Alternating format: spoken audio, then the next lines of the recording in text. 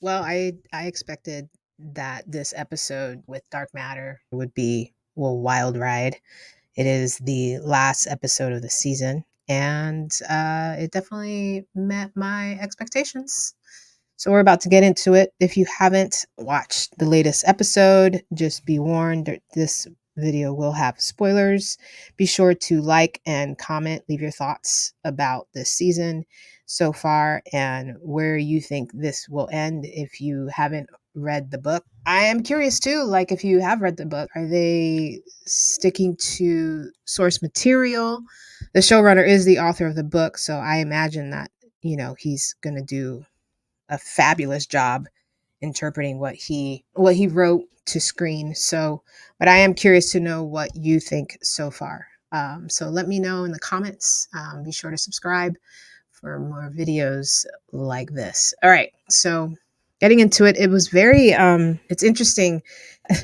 You can't lie to the box. It knows this idea that the box is all knowing and could travel to many different omnipresent, I guess that's a good word for it. And Jason, One, and Amanda are trying to get back home now that they kind of sort of figured out, okay, so how this box works. But also this episode was filled with trial and error, because they kept jumping into timelines that seemed like they were in the right place, right time, and ends up being neither of those. And so they had to kind of backtrack meeting their loved ones, and it was just so messed up. Like this box is a messed up idea if we really sit down and think about it. And so obviously they're trying really hard to get back in the right timeline.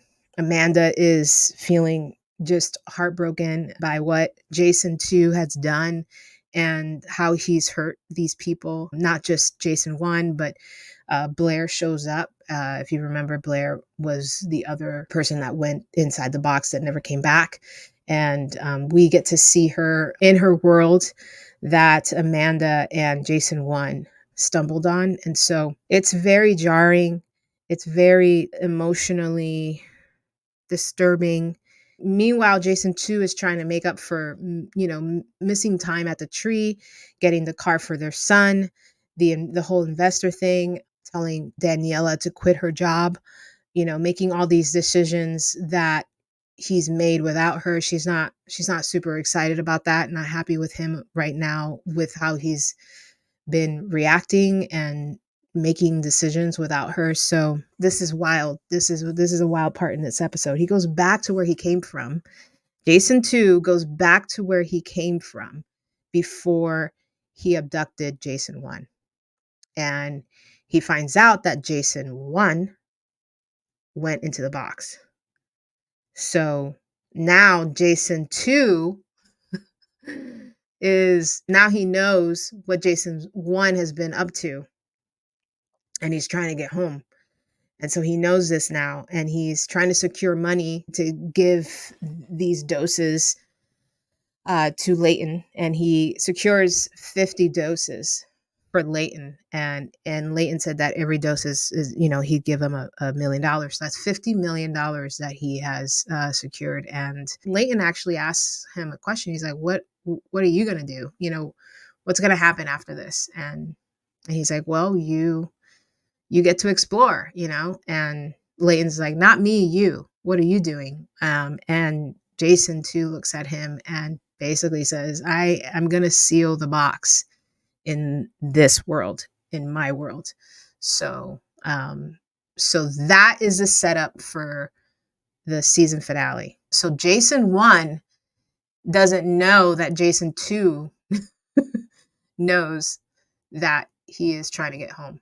And so it's a very interesting thing to think about, the subconscious, uh how the box is aware of your subconscious and how you can control that, and so that you're not going into a world of something that you're either you're afraid of or you've struggled with, or it's just a very interesting concept for sci-fi, and I'm really digging it because it's making me think really deeply about this box and the power of this box. It's almost it's kind of scary actually to think about. So let me know your thoughts on this episode and this season so far. We're nearing the end.